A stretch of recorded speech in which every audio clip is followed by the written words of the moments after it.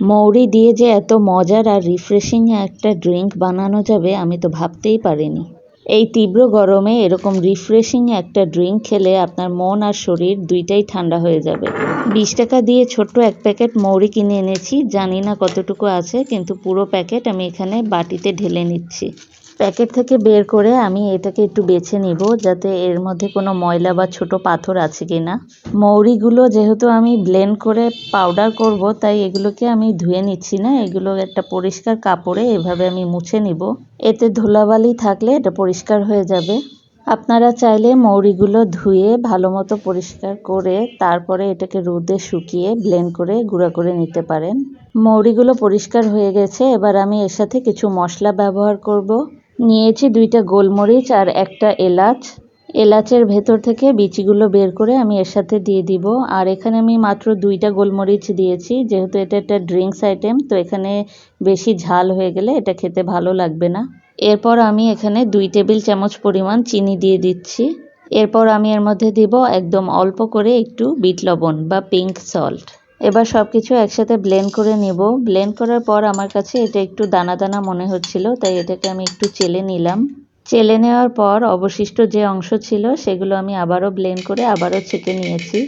এইভাবে 2-3 বার চেলে নেওয়ার পর একদম লাস্টে যে অবশিষ্ট অংশ ছিল, দানাদার অংশ, সেগুলো কিন্তু আমি ফেলে দিব না।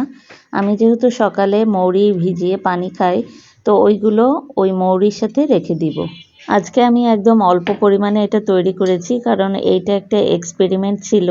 আমি যখনই নতুন কোনো রেসিপি দেখি আমি চেষ্টা করি তৈরি করার, এবং একদম অল্প করে তৈরি করার, যাতে করে আমার জিনিসগুলো নষ্ট না হয়। কারণ নতুন রেসিপি ট্রাই করার পর সেটা যদি ভালো না লাগে, তাহলে কিন্তু আর আফসোসের শেষ থাকে না। তো যাই হোক, মৌরির পাউডারটা এখন আমি একটা এয়ার টাইট বক্সে রেখে দিব। এই সময় মৌরির পাউডারটা আমি একটু মুখে দিয়ে দেখছিলাম আসলে এটা টেস্ট কেমন হয়েছে। তো আমার কাছে মিষ্টির পরিমাণটা একটু কম মনে হচ্ছিল, তাই আমি 2 চামচ পাউডার সুগার দিয়ে দিয়েছি।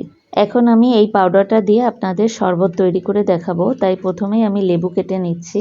লেবুর রসটা অবশ্যই দেওয়ার চেষ্টা করবেন, এতে টক মিষ্টি এবং মৌরির একটা রিফ্রেশিং ফ্লেভার পাবেন। গ্লাসে প্রথমেই একটু বেশি পরিমাণে বরফ দিলাম, এরপর এখান থেকে 1 চামচ পাউডার আমি দিয়ে দিব আর দিব লেবুর রস। এরপর পানি দিয়ে ভালো মতো নেড়েচেড়ে মিশিয়ে নিলেই আমার মৌরির রিফ্রেশিং ড্রিঙ্ক রেডি। এবং মৌরির এই পাউডারটা এয়ারটাইট বক্সে রেখে আপনারা 2 থেকে 3 মাস বাইরেই সংরক্ষণ করতে পারবেন, ফ্রিজে রাখার কোনো প্রয়োজন নেই।